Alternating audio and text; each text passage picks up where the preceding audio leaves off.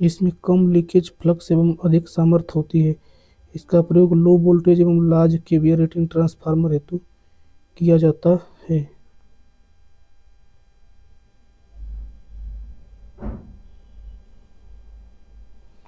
Core type तथा shell type transformer में अंतर। Core type transformer, shell type transformer, इसमें यल आकृति की पटलों का प्रयोग किया जाता है। सेल टाइप ट्रांसफार्मर, इसमें ई तथा आई आकृति की पटलों का प्रयोग किया जाता है। कोर टाइप कुंडली कोर की दोनों भुजाओं पर स्थापित होता है। सेल टाइप कुंडली कोर की मध्य भुजा पर स्थापित किया जाता है। इसमें चुंबकीय परिपथ का एक ही मार्ग होता है। कोर में, सेल में इसमें चुंबकीय परिपथ के दो मार्ग होते हैं। कोर इसके द्वारा निम्न वोल्टेज आउटपुट में प्राप्त होता है। सेल इसके द्वारा उच्च वोल्टेज प्राप्त होता है। कोर की दो भुजाएं होती हैं। इसमें कोर की तीन भुजाएं होती हैं। कोर की दोनों भुजाओं का क्षेत्रफल समान होता है। सेल कोर के मध्य भुजा का क्षेत्रफल अन्य दो भुजाओं से दो गुना होता है। इस प्रकार के ट्रांसफार्मर में हानि अधिक होती है। सेल इस प्रकार के ट्रांसफार्मर में हानि कम होती है। यह ट्रांसफार्मर कम क्षमता के होते हैं। सेल यह इस ट्रांसफार्मर की क्षमता अधिक होती है। कोर इस ट्रांसफार्मर में लीकेज फ्लक्स अधिक होता है। सेल इस ट्रांसफार्मर में लीकेज फ्लक्स कम होता है। कोर इसका देखभाल एवं मरम्मत करना सरल होता है। सेल इसका देखभाल अथवा मरम्मत करना कठिन होता है। कोर इस ट्रांसफार्मर में कंसेंट्रिक बाइंडिंग होती है। सेल इसमें सैंडविच एवं इंटरलिप्ड प्रकार की बाइंडिंग होती हैं। अब देखिए बैरी प्रकार का transformer, berry type transformer, laminated core, HV winding, LV winding. Core में अनेक चुंबकीय मार्ग स्थापित होने के कारण चुंबकीय फ्लक्स का लीकेज कम होता है। कोर की विशिष्ट संरचना के कारण बाइंडिंग में ऊष्मा का विकिरण होता रहता है और वे अन्य प्रकार के ट्रांसफार्मर की अपेक्षा शीतल रहती हैं। इस प्रकार के ट्रांसफार्मर अधिक शक्ति क्षमता वाले होते हैं अतः इनका प्रयोग विशेष प्रकार के कार्यों के लिए ही किया जाता है। इस प्रकार के ट्रांसफार्मर में लैमिनेटेड कोर की मध्य भुजा साइड्स सिलेंड्रिकल बेलनाकार होती है। इसमें फ्लक्स लीकेज का मान न्यूनतम होता है। इस प्रकार की ट्रांसफार्मर की दक्षता सेल तथा कोर प्रकार से अधिक होती है, लेकिन इसका उपयोग आजकल नहीं किया जाता है। देखिए शक्ति transformer, power transformer. Power transformer को अधिक दक्षता के लिए फुल लोड हेतु बनाया जाता है। अधिकतम दक्षता फुल लोड पर मोर देन 75% प्राप्त होती है। शक्ति ट्रांसफार्मर में लौह हानि, आयरन लॉस तथा ताम्र हानि, कॉपर लॉस का अनुपात एक संबंध एक होता है, अर्थात शक्ति ट्रांसफार्मर में आयरन लॉस बराबर कॉपर लॉस होता है। शक्ति ट्रांसफार्मर के वाइंडिंग का कनेक्शन डेल्टा डेल्टा होता है। शक्ति transformer 3 phase 3 wire delta delta connection होता है। शक्ति ट्रांसफार्मर का रेटिंग 500 किलोवोल्ट एम्पीयर से अधिक होता है। शक्ति ट्रांसफार्मर को इस प्रकार बनाया जाता है कि उसका लीकेज रिएक्टेंस वितरण ट्रांसफार्मर की तुलना में अधिक होता है। फुल लोड पर पावर ट्रांसफार्मर की एफिशिएंसी 95 से 98% तक होती है। डिस्ट्रीब्यूशन ट्रांसफार्मर 500 केवीए तक रेटिंग वाले ट्रांसफार्मर को वितरण ट्रांसफार्मर कहा जाता है। वितरण ट्रांसफार्मर स्टेप डाउन ट्रांसफार्मर होता है और इसे पूरे दिन 24 घंटा चालू रखा जाता है, चाहे ट्रांसफार्मर पर लोड हो या ना हो। यही कारण है कि इसकी एफिशिएंसी 50% लोड पर अधिक होती है। फुल लोड पर वितरण ट्रांसफार्मर की दक्षता कम होती है। वितरण ट्रांसफार्मर में लौह हानि कम होती है। वितरण ट्रांसफार्मर में लौह हानि तथा पूर्ण भार कॉपर लॉस का अनुपात एक संबंधी 3 होता है। सबसे अधिकतम दक्षता के लिए ट्रांसफार्मर में लौह हानि तथा ताम्र हानि का मान बराबर होना चाहिए। वितरण ट्रांसफार्मर में लीकेज रिएक्टेंस कम होता है क्योंकि आयरन लॉस का मान कॉपर लॉस की तुलना में कम होता है।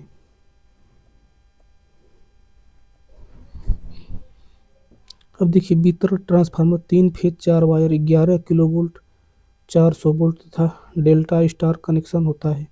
बेहतर ट्रांसफार्मर स्टेप डाउन ट्रांसफार्मर होता है। आइसोलेशन ट्रांसफार्मर ऐसे ट्रांसफार्मर जिसमें प्राइमरी व एवं सेकेंडरी टर्न की संख्या समान होती है तथा वोल्टता का स्तर दोनों तरफ एक समान होता है, उसे आइसोलेशन ट्रांसफार्मर कहते हैं।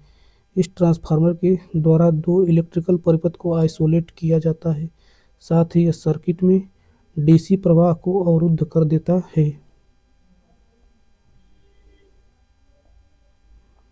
अब देखिए ईएमएफ इक्वेशन ऑफ ट्रांसफार्मर। किसी ट्रांसफार्मर की वाइंडिंग में उत्पन्न होने वाला विद्युत वाहक बल निम्न तीन कारकों पर निर्भर करता है। पहला, ट्रांसफार्मर कोर में पैदा हुआ अधिकतम फ्लक्स फाई एम। दूसरा, सप्लाई फ्रीक्वेंसी एफ, वाइंडिंग में लपेटों की संख्या कैपिटल एन। अतः विद्युत वाहक बल E proportional phi m f into n. अब देखिए laminated core phi m, AC voltage source, primary winding, load, secondary winding.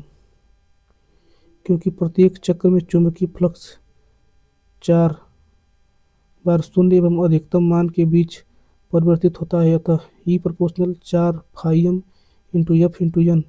चूँकि ई आर एम एस बराबर ई एवरेज गुणे form factor, E R M S बराबर E average गुणे 1.11, ई R M S बराबर 4 phi M into F into N गुणे 1.11, 4.44 phi M into F into N. E R M S transformer winding में उत्पन्न विद्युत वाहक बल वोल्ट में, फाई एम अधिकतम चुंबकीय फ्लक्स वेबर में, एफ आवृत्ति हर्ट्ज में, एन वाइंडिंग के टर्नों की संख्या, फ्लक्स फाई एम फ्लक्स घनत्व बी एम गुणे के कोर क्षेत्रफल ए।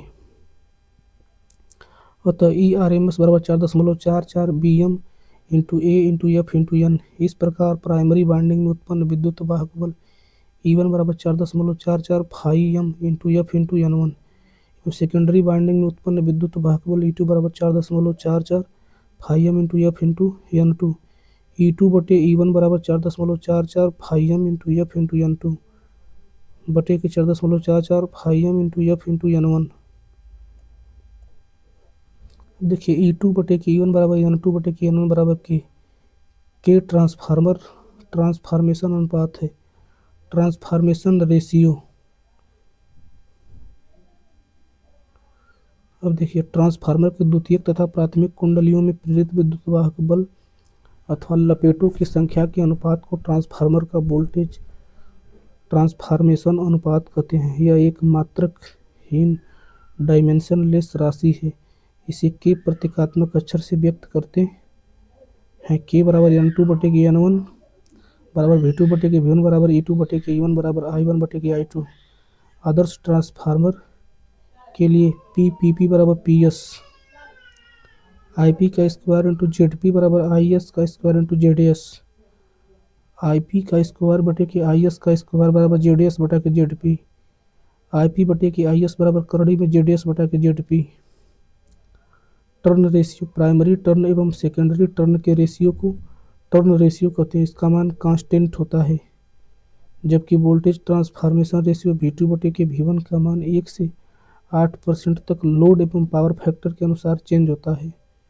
टर्न रेशियो ए बराबर एन वन बटा के एन टू, ए बराबर 1 बटा के।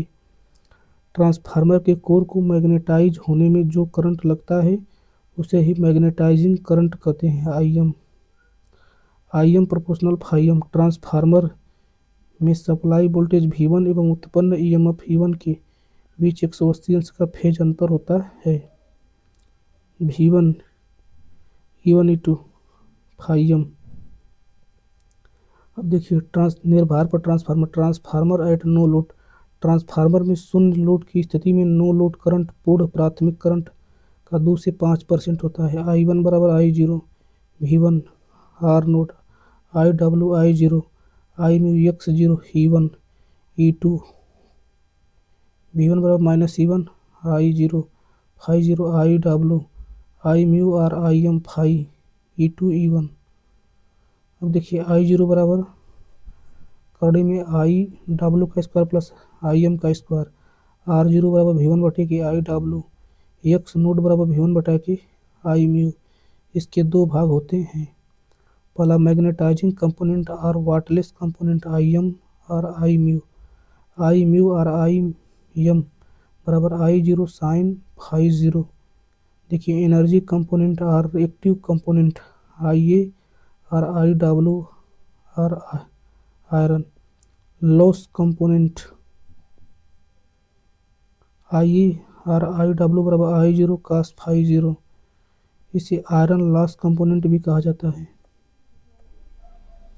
यहाँ नो लोड प्राइमरी इनपुट बराबर क्रोड हानि डब्ल्यू जीरो बराबर V one I zero cos phi zero watt.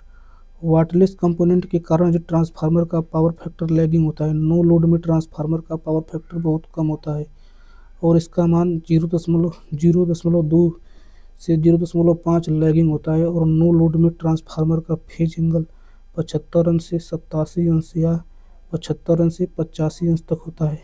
Core का magnetising current IM no load component के बराबर होता है और इस मैग्नेटाइजिंग कंपोनेंट के कारण पावर लॉस नहीं होता है।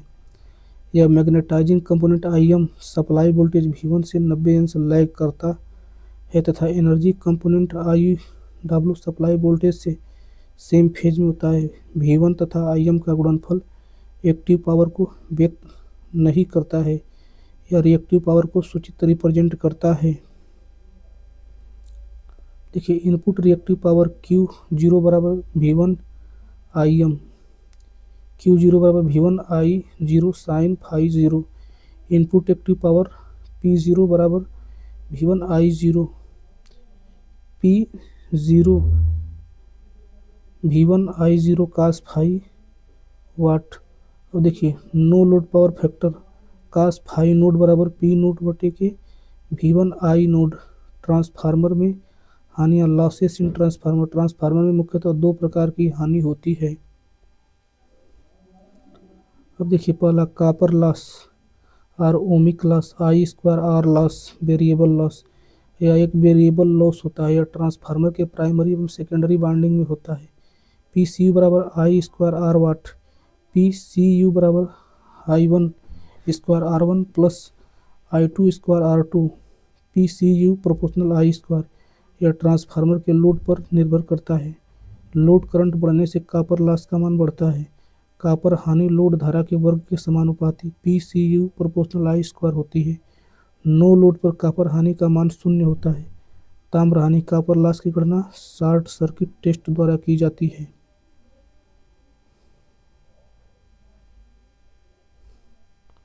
अब देखिए लव क्षति या नियत क्षति कोर लॉस और आयरन लॉस और कांस्टेंट लॉस। लोड के परिवर्तन होने पर कोर लॉस परिवर्तित नहीं होता है। कोर लॉस के दो कंपोनेंट होते हैं। Hysteresis loss pH. जब ट्रांसफार्मर के वाइंडिंग से एसी धारा प्रवाहित होता है तो ट्रांसफार्मर का कोर एक बार मैग्नेटाइज व पुनः डीमैग्नेटाइज होता है। इसी मैग्नेटाइजेशन और डीमैग्नेटाइजेशन से लॉस होता है, उसे ही हिस्टैरिसीस लॉस कहते हैं। पीएच बराबर KH BM के पावर 1.6 F इंटू V वाट। KH हिस्टैरिसीस कांस्टेंट है। KH का मान चुंबकीय पदार्थ पर निर्भर करता है। KH बराबर 0.001 silicon steel. KH 0.000 CrGoS। B max maximum flux density. F supply frequency. V volume of magnetic core. Hysteresis loss को कम करने के लिए बहुत अच्छा फेरोमैग्नेटिक मटेरियल का प्रयोग किया जाता है जैसे CrGoS।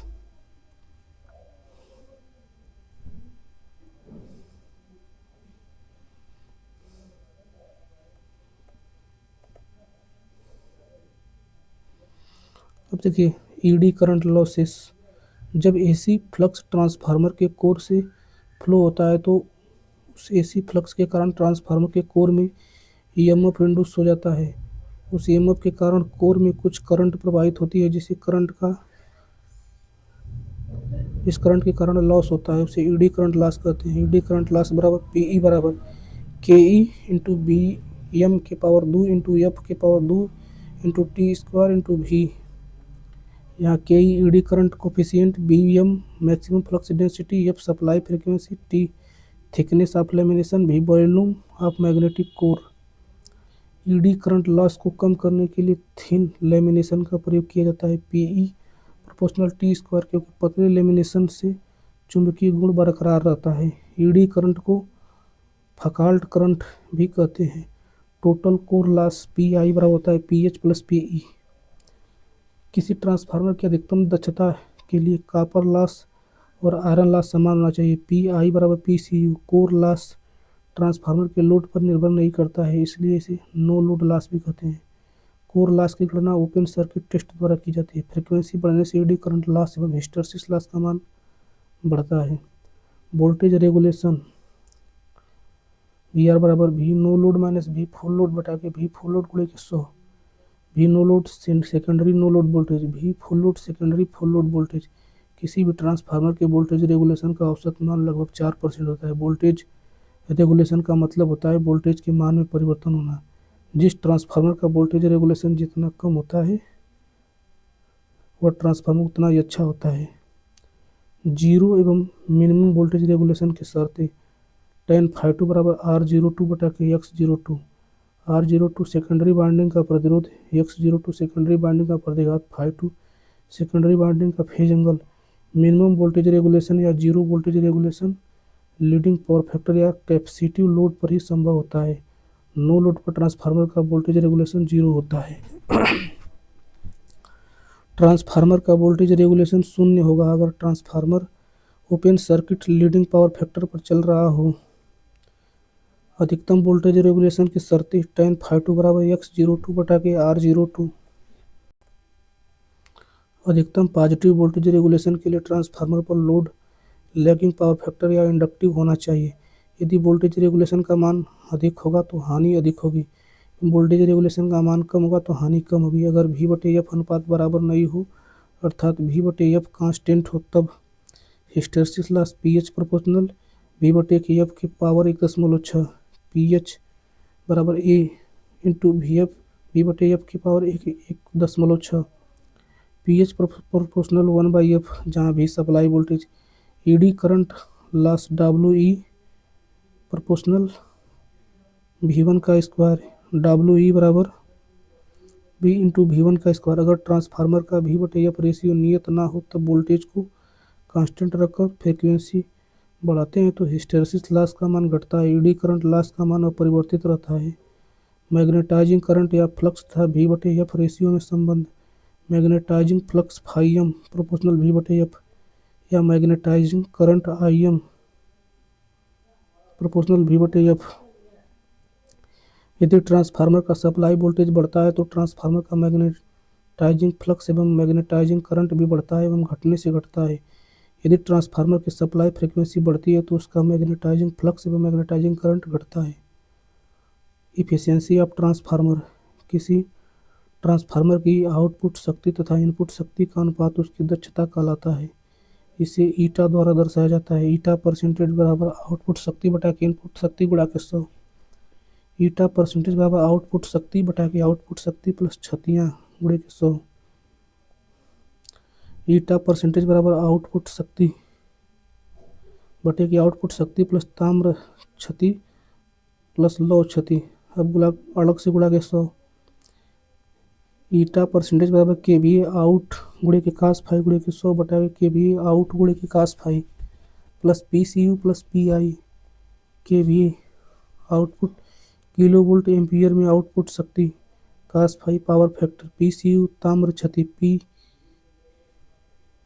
पी आई लौ क्षति है। पूर्ण भार पर कुल क्षतियाँ P I plus P C U. अर्ध भार पर कुल क्षतियाँ P I plus 1/4 P C U. दोगुना भार पर कुल क्षतियाँ P I plus 4 P C U. निर्भार पर कुल हानियाँ पी आई प्लस 0 होता है। All day efficiency. यह पूर्ण दिवस के लिए ट्रांसफार्मर के किलोवाट घंटा में निर्गत निवेश विद्युत ऊर्जा का अनुपात होता है। ईटा बराबर पूर्ण दिवस के लिए किलोवाट घंटा में निर्गत, पूर्ण दिवस के लिए किलोवाट घंटा में निवेश। ईटा बराबर किलो वाट घंटा output in 24 hours, kilowatt hour in 24 hours. KVA max बराबर केवीए फुल लोड गुणे की करड़ी में आयरन लॉस बटे कॉपर लॉस। किसी 3 फेज डेल्टा स्टार 11,000 बटे के 400 वोल्ट स्टेप डाउन ट्रांसफार्मर के सेकेंडरी वाइंडिंग में प्रति फेज 40 टर्न है। प्राइमरी वाइंडिंग के प्रति फेज टर्न की संख्या ज्ञात कीजिए। प्रश्न है E1 बराबर 11,000 वोल्ट क्योंकि बाइंडिंग डेल्टा में संयोजित है। E2 बराबर 400 बटा की करणी में 231 वोल्ट क्योंकि वाइंडिंग स्टार में संयोजित है। सेकेंडरी फेज में टर्न N2 बराबर 40 E2 बटे के E1 बराबर N2 बटे के N1। प्राइमरी प्रति फेज N1 बराबर N2 गुणे के E1 बटे के E2 40 गुणे के 11,000 बटे के 231 1904 टर्न। ट्रांसफार्मर की अधिकतम एफिशिएंसी हमेशा फुल लोड पर ज्ञात की जाती है। Testing of transformer. पहला ओपन सर्किट टेस्ट और no load test. V1 W0 I0 A1 V1 N1 N2 open V2। इसकी सहायता से ट्रांसफार्मर का कोर लॉस ज्ञात किया जाता है। इसे no load current component I W तथा I म्यू भी ज्ञात होता है। नो लोड टेस्ट में HV साइड ओपन होता है तथा LV side ammeter voltmeter wattmeter लगा होता है। ओपन सर्किट टेस्ट निम्नलिखित प्रकार की जानकारी होती है। रेटेड वोल्टेज तथा रेटेड फ्रीक्वेंसी पर कोर लॉस। ट्रांसफार्मर के इक्विवेलेंट सर्किट का shunt branch parameter R0 and X0। Transformer का turn ratio. Short circuit test या impedance test. V1 omega 0 I0 A1 V1 secondary thick wire LV। Short circuit test का उपयोग transformer के copper loss को ज्ञात करने के लिए किया जाता है। शॉर्ट सर्किट टेस्ट में लो वोल्टेज वाइंडिंग को शॉर्ट किया जाता है। Ammeter voltmeter wattmeter high voltage side लगाया जाता है। शॉर्ट सर्किट टेस्ट में ट्रांसफार्मर का प्राइमरी वाइंडिंग HV तथा सेकेंडरी वाइंडिंग LV होता है। अब देखिए लोड टेस्ट और बैक टू बैक टेस्ट और सैंपनर्स टेस्ट और रीजनरेटिव टेस्ट। बहुत बड़ी आकार के ट्रांसफार्मर का लोड टेस्ट सैंपनर्स टेस्ट का की सहायता से करते हैं। इसके द्वारा ट्रांसफार्मर के अधिकतम तापमान को ज्ञात किया जाता है।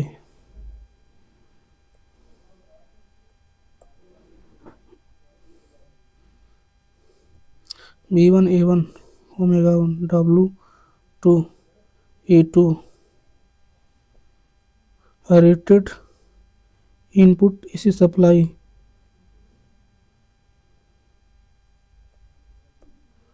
Regulating transformer W1 W2। फिर देखिए S1 T1 T2। Single phase transformer का बैक टू बैक टेस्ट करने के लिए समान रेटिंग वाले ट्रांसफार्मर की आवश्यकता होगी। सिंगल फेज ट्रांसफार्मर के लिए बैक टू बैक टेस्ट में दोनों ट्रांसफार्मर का प्राइमरी वाइंडिंग समांतर में रेटेड वोल्टेज तथा रेटेड फ्रीक्वेंसी से जुड़े होते हैं तथा दोनों ट्रांसफार्मर का सेकेंडरी वाइंडिंग अपोजिट फेज के साथ श्रेणी में जुड़े होते हैं। 3 फेज ट्रांसफार्मर का लोड टेस्ट करने के लिए एक ही ट्रांसफार्मर की आवश्यकता होती है। 3 फेज लोड टेस्ट में ट्रांसफार्मर का प्राइमरी तथा सेकेंडरी वाइंडिंग डेल्टा में कनेक्टेड होते हैं। Auto transformer construction. इसमें 2 वाइंडिंग के स्थान पर केवल एक ही वाइंडिंग होती है जो प्राथमिक तथा द्वितीयक दोनों वाइंडिंग का कार्य करती है। ऑटो ट्रांसफार्मर में कॉमन वाइंडिंग होने के कारण 2 वाइंडिंग ट्रांसफार्मर की अपेक्षा कॉपर तथा आयरन की मात्रा कम लगती है। ऑटो ट्रांसफार्मर का कार्य सिद्धांत। V1 I1 I1 A N1 N2 I1 I2 minus I1 I2 load V2। अब देखिए सेल्फ इंडक्शन पर आधारित होता है।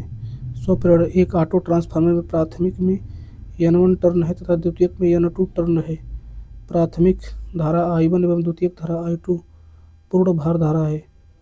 निर्भार पर A से C की ओर उत्तेजन धारा प्रवाहित होती है और कार्यकारी एमएमएफ स्थापित होता है। कुंडलन AB में I1 A से B की ओर जबकि BC में I2 C से B की ओर प्रवाहित होती है। कुंडलन BC में धारा I1 B से C की ओर I2 C से B की ओर प्रवाहित होती है। धारा I1 से अधिक है क्योंकि V2 is less than V1। ICB बराबर I2 माइनस I1। कुंडलन AB का एमएमएफ I1 कोष्टक में N1 माइनस N2 कोष्टक बंद, I1 N1 minus I1 N2, I1 N1 बराबर I2 N2। ए बी का एमएमएफ I2 माइनस I1 कोष्टक में इंटू N2 बराबर CB into N2। कुंडली CB का एमएमएफ, अतः ट्रांसफार्मर कार्य AB और BC कुंडली के बीच होता है, अतः AB का वोल्ट एम्पियर ट्रांसफार्मर एक्शन से BC से लगे भार की ओर ट्रांसफर होता है। अब देखिए इंडक्टिवली ट्रांसफार्मर VA बराबर V1 I1 निर्गत VA। अब देखिए प्रेरकीय स्थानांतरित VA बटे निविष्ट VA बराबर देखिए V1 माइनस V2 कोष्टक में इंटू I1 बटे के V1 I1।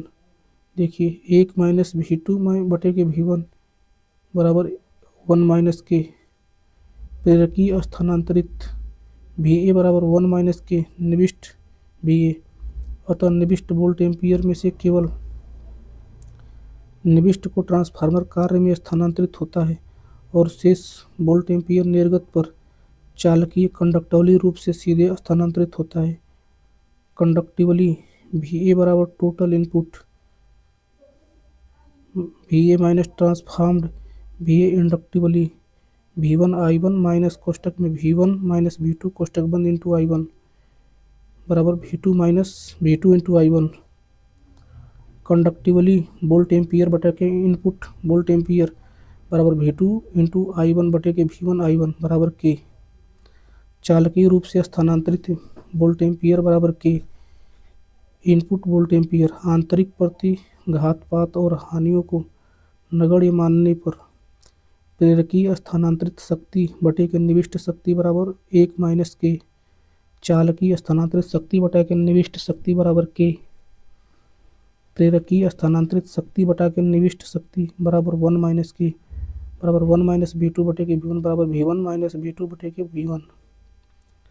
प्रेरकीय स्थानांतरित शक्ति बटे के निविष्ट शक्ति बराबर उच्च वोल्टता माइनस निम्न वोल्टता बटे की उच्च वोल्टता। ऑटो ट्रांसफार्मर का दो कुंडलन ट्रांसफार्मर के अपेक्षा लाभ। Advantage of auto transformer two winding transformer, इसकी संपूर्ण संरचना वेरी सिंपल होती है। लघु स्व परिणामित्रों में वोल्टता परिवर्तन के लिए सर्कन संपर्क होता है, इससे वोल्टता परिवर्तन सुगमता से किया जा सकता है। इसमें वोल्टता परिवर्तन का परास रेंज विस्तृत होता है।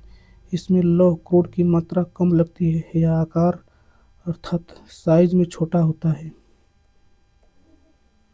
ऑटो ट्रांसफार्मर में कमियां। ड्रॉबैक ऑफ ऑटो ट्रांसफार्मर, इसके द्वारा प्राथमिक वोल्टता को 120% तक ही वोल्टता प्राप्त की जा सकती है, इससे अधिक नहीं, अर्थात इसे स्टेप डाउन के अतिरिक्त अल्प उत्क्रम लो स्टेप परिणामित्र की तरह ही उपयोग में लिया जा सकता है। इसमें प्राथमिक तथा द्वितीयक वाइंडिंग के मध्य क्षरण फ्लक्स कम होता है, इसलिए इसकी प्रतिबाधा इम्पीडेंस कम होती है, जो वैद्युत प्रदोषी अवस्था में लघुपथ धारा को बढ़ावा देती है।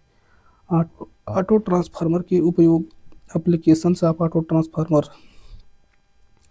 वोल्टता पात के कारण संचरण लाइनों में घटी हुई वोल्टेज को बढ़ाने के लिए अभिवर्धक परिणामित्र बूस्टर ट्रांसफार्मर की तरह प्रयोग किया जाता है। 3 फेज इंडक्शन मोटर तथा एसी सीरीज ट्रैक्शन मोटर के प्रवर्तन के लिए आरंभक या स्टार्टर की तरह प्रयोग किया जाता है। परीक्षण प्रयोगशाला में वोल्टता स्थिर रखने के लिए वोल्टता नियामक वोल्टेज रेगुलेटर की तरह प्रयोग किया जाता है। प्रयोगशालाओं में प्रत्यावर्ती धारा एसी पोटेंशियल डिवाइडर की तरह प्रयोग किया जाता है। स्टेबलाइजर में, ऑटोमोबाइल में, इलेक्ट्रॉनिक्स परिपथ में बैरियक आदि के रूप में इसका प्रयोग किया जाता है। इंस्ट्रूमेंट ट्रांसफार्मर, ऐसे ट्रांसफार्मर जिनका प्रयोग उच्च धारा व विभव मापन हेतु किया जाता है उसे इंस्ट्रूमेंट ट्रांसफार्मर कहते हैं, जैसे करंट ट्रांसफार्मर एवं पोटेंशियल ट्रांसफार्मर। अब देखिए करंट ट्रांसफार्मर सीटी का उपयोग अमीटर के साथ बहुत उच्च धारा मापने के लिए किया जाता है। Supply load current transformer. ए देखिए HV terminal magnetic core and winding inside the housing porcelain insulator secondary terminal box. Current transformer के सेकेंडरी वाइंडिंग से 5 एम्पीयर की करंट अधिकतम प्रवाहित होती है।